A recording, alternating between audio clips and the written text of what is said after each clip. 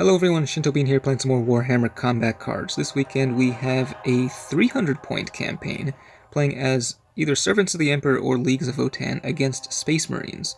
And with the modifiers we also have Cut Off the Head, which provides a stat boost to all the cards on the field after you kill the highest cost enemy in play. Also, if you updated the game with the latest patch, there have been a few UI changes. If you look at the collection icon on the bottom of the screen, it actually displays the exact number of cards that need to be upgraded. It used to only go up to 99, but now, as you can see, I have 159 different cards that could be upgraded at this moment. They've also added a skip button, which allows you to skip through the contents of your rewards and just go to a summary screen of what you've received. So you can see the skip button is up at the top right.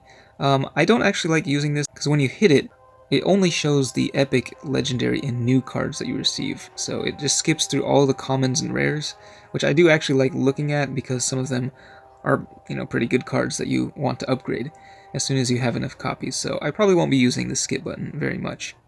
But I guess if you're short on time, you can, skip through like 9 pages instantly if you want to.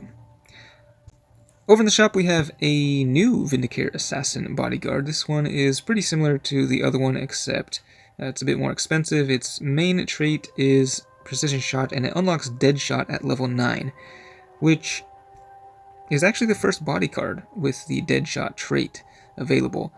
Of course, at the current rate of getting epics in this game, it will probably take 3 or 4 years to actually unlock that trait, so I'm not really bothering with this card myself.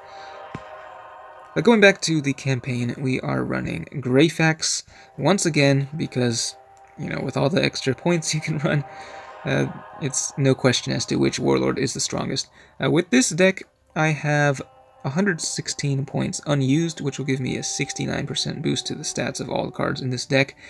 I've got a lot of familiar faces in here, but just running a few bodyguards that I don't normally use, like the Vindicare Assassin. This guy did get a recent buff, so he deals quite a bit of damage, and target acquired is quite useful when you've got the Cut Off the Head modifier, when you want to ensure that the highest cost enemy card is the first to die. Also running Sly Marbo just for fun. This guy's not that great, but haven't really busted him out in ages.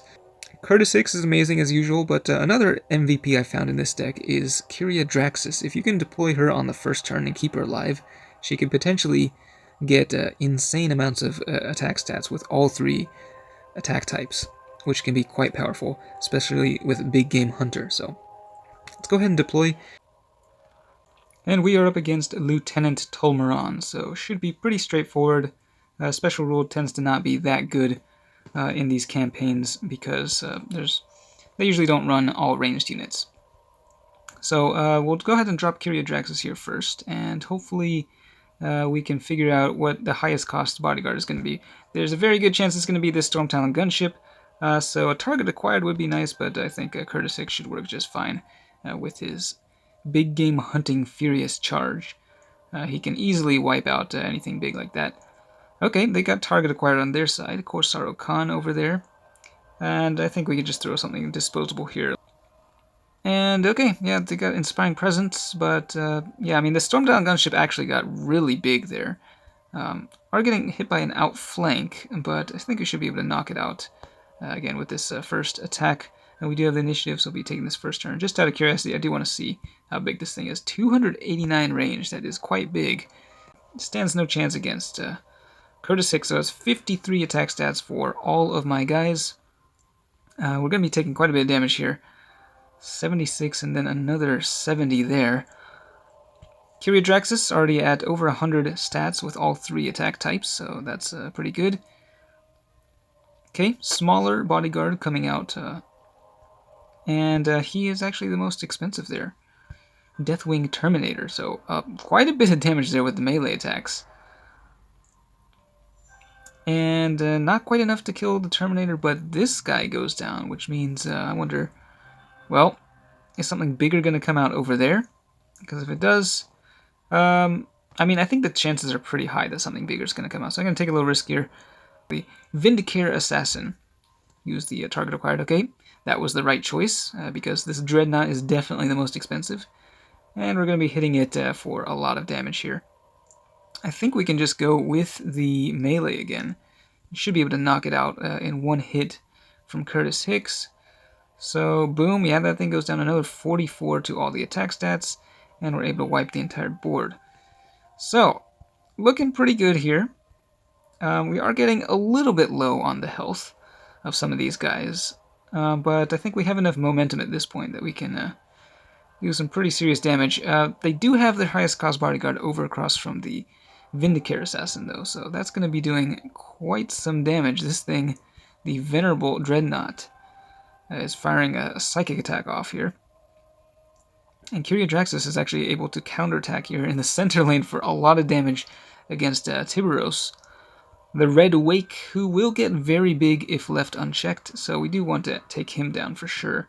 I'm afraid we won't be able to actually kill the Venerable Dreadnought, but I think it's fine as long as we take out these other guys. Yeah, so this is going to be a very short match here. The Warlord's going to deploy across from my two really big guys, and there's nothing really they can do about it to protect the Warlord. So yeah, they're going to go Psychic, and Kyriadraxis is going to... well, actually, that is like a max level Tolmeron there, so he might actually be able to do a decent amount of damage if he were to go... But yeah, there's no way they could survive a melee counterattack from Curtis 6, so... Psychic it is, unable to kill anything, so that means I can just end the game right here and now with either 628 ranged or 472 melee. Yeah, we'll just go with the ranged attack here. Crazy amounts of damage, as you can see. If you're able to kill those high-cost priority threats right when they come out on the field, you can build up a lot of momentum and just wipe out everything.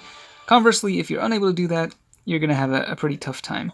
And I have had a couple games where I actually had to deploy Greyfax herself at the end.